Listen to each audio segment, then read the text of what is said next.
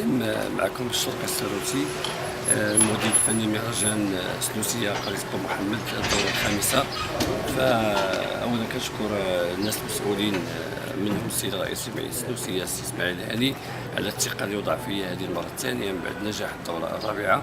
فعبدو ربي في الدورة الخامسة مهرجان قرية بو محمد سلوسية اللي كيجي تزامنا مع مناسبة غالية على جميع المغاربة، عيد العرش المجيد.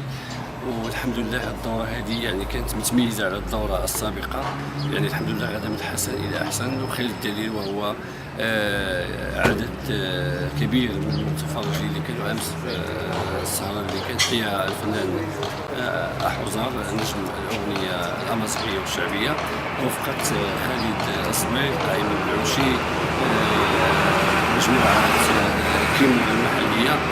فاللي يمكن لي نقول على هذا المهرجان هذا يعني كاين تغيير من الدورة السابقة للدورة، وكاين تطورات كثيرة من بينها فن التبوريضة. ما كانوش غير مجموعات اللي غير قرابين لقرية بو محمد على فاستغناس، كانوا يعني تقريبا 30 صورة، من بينهم بعض الصوربات اللي من بوزيقة من الصغيرات الى اخره. كان الكرنفال كيضم يعني واحد العدد كبير جدا. امس كان افتتاح رسمي اللي حضر السيد عامل التاونات وباشا المدينه والسيد رئيس المجلس البلدي وعده شخصيات مدنيه وعسكريه. بالنسبه للجانب الفني غنتكلموا عليه، يعني السنه الماضيه كانت عده فنانين مغاربه من بينهم سعيد الشراف، مجموعه السهام، سعيد الخليبي. هذه السنه هذه يعني عده فنانين مغاربه اللي جاوا، خصوصا جاو امس وغيكونوا اليوم وغدا ان شاء الله. من بينهم عبد العزيز الستاتي، السي احوزار، سعيد الحوات، بلال المغربي، وعده كوميديين من بينهم رجاء لطيفين، خالد الزبيل، ثنائي نور الدين وجمال. وغيكون تكريم ديال الفنان عبد الاله عاجل والفنانه نجوم الزهراء.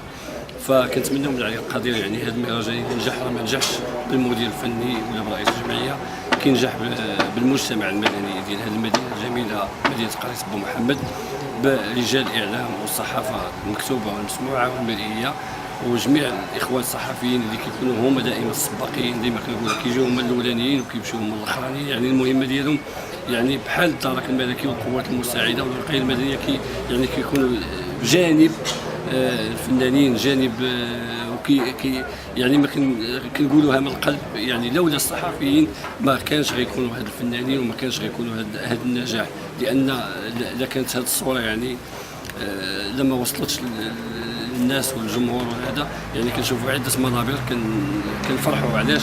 لان الصوره ديالنا كنلقاوها داخل الوطن وخارج الوطن.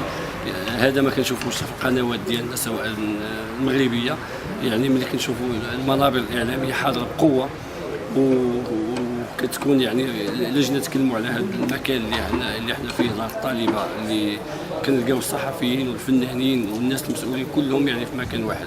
ما بقاش هذاك الفرق اللي كيقول لك رجال الصحافه لا بغينا نسكنوا في هذه الفيلا ولا الفنانين بغينا نسكنوا في هذا. فهذا خير الدليل بان كاين واحد الحب ديال هذه البلاد هذه، وكنتمنوا من العلي القدير باش تكونوا في حسن الظن ان شاء الله يا ربي.